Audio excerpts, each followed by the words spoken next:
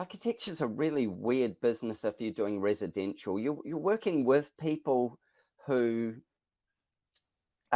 serious amounts of money, and it's got gravity in the fact that this thing's going to be built and it's going to last. And then it's so personal because you pour so much of yourself into what it is to try and make it perfect for everybody, the perfectionist thing, that the fear of being rejected or it being bad is the hardest thing. And that's, you know, like I still every day I'm humbled by the fact that I get to do jobs for people where they spend, you know, serious amounts of money and they're actually getting me to do it. That's a weird feeling, but one I embrace. Yes. The first thing is I'd done it already in the clothing trade. So I did have a runway in there. I'd gone and started applying for jobs at one point in the clothing trade. And finally somebody said, you know, like, you might not have a lot of experience in it, but you've got a lot of creativity and you've got enough analytics that you can see how it works. Like, you work it out. And in those days, I'd apply for a job and somebody would hand you a shirt or a blouse or a skirt or a pants or whatever, and they'd say, go away and make me a pattern. Right.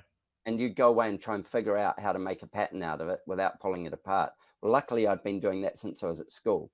So, and that part of it was sort of similar to this.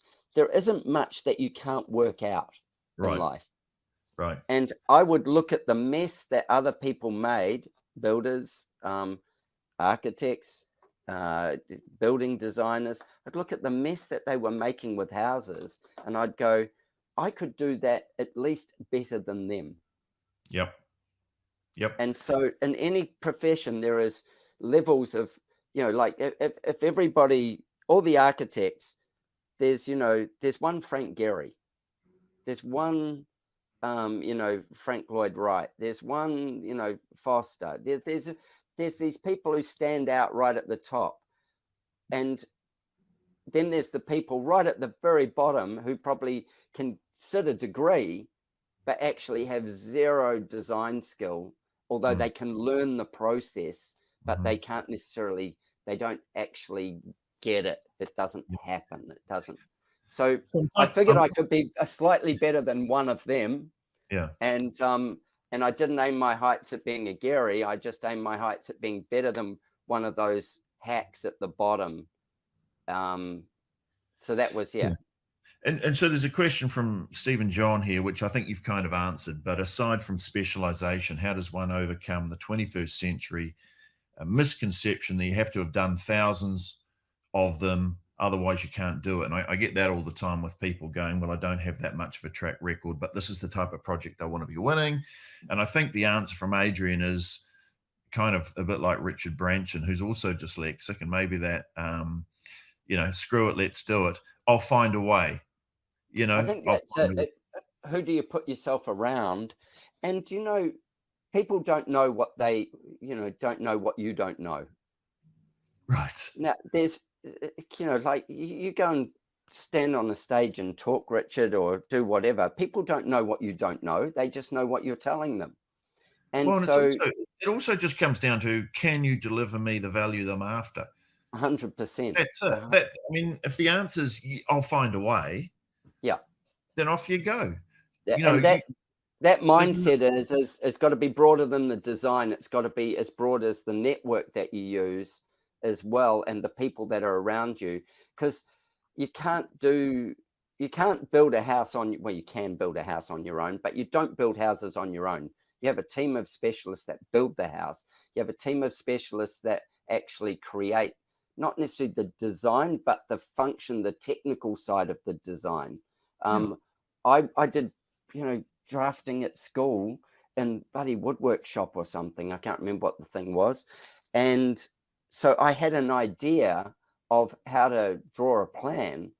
But really, you know, we, as designers, we take boxes and we fill them with light and air and we position them in the right spots. And we try and do that creatively, and we alter volumes and let me just say something here that you know, you coming as an outsider in some respects, you're not necessarily trained to think the same way as every other architect. But all the architects do this, and I want everyone on this listening to think about this. But as an architect, you're as a designer, you're a problem solver. And Adrian, you had this thing that, look, if I can design bikinis and men's underwear and clothes and this, design is about finding a solution to a problem. And so, what I want to say to all you guys is that, pick the projects you want to do and trust yourself that you can not only find a way to design it, which you probably know you can, but you can also find a way to win those projects as well. You're a problem solver. So use that. I want to jump into how you win projects and things like that. But just a comment from Darren Curry, the number of poor designs we sort out is crazy. I always ask, why didn't they come to us the first place and get it right? And I'm with you. They're trying to save money, I suppose, but I think that they don't know. The architectural industry has done an incredibly poor job of advertising what its members do. Yeah, it's too introspective and not like looking outward. It doesn't. People get an idea what architects do, but they don't know what they do. If they think that they draw plans. And look, architects do draw plans. That is one function that's this big in the scheme of what it comes from. It's like, they solve incredibly complex and massive problems. And I say incredibly complex. How do you eat an elephant? One bite at a time. It's knowing which bite to take first. And so I think that the biggest failing is that in Australia, we have a building designers, Building Designers Association as well. That is lost in the mire of, they're not even architects. So anybody that thinks about design, if they're going to come up with the word architect before they'll come up with building designer. Well, if they don't, I'm in shock, but they do. I know that. They come up with architect first. And for most people, they actually just think they should have contacted a builder. And a builder may have some design knowledge or some design past, but they're not a designer. They're not thinking in design. They're thinking in construction. Now, as a designer, we need to think in design. We need to think in environment. So environment, design, client, then construction, or creativity, and then construction, so that the project can all come together. So I think that the biggest problem we've got is that the public are terribly poorly educated on what is good design and bad design. Good design goes unnoticed. It's just easy. Spectacular show-offy design gets noticed, but good design is when the door swings the right way, when the space opens up and it gives you a different emotion. It allows you to flow through it easy. It's like wearing a Gore-Tex jacket. You don't have discomfort in a Gore-Tex jacket versus you do in a PVC raincoat. But if you only know a Gore-Tex jacket, you only know good design. Why is the renovation market so huge? Because everybody gets into their house and goes, this is crap. We can't do this. This doesn't work properly.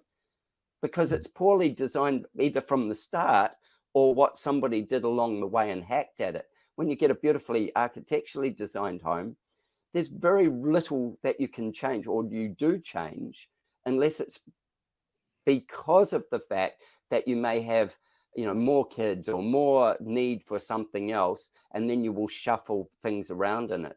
But the flow is already worked out. Go to a famous building like Falling Water. How do you renovate a building like that? You just do it very gently inside to make it more of what it needs to be for today's technology. The flow, the way it sits on the land, everything that it does is already decided.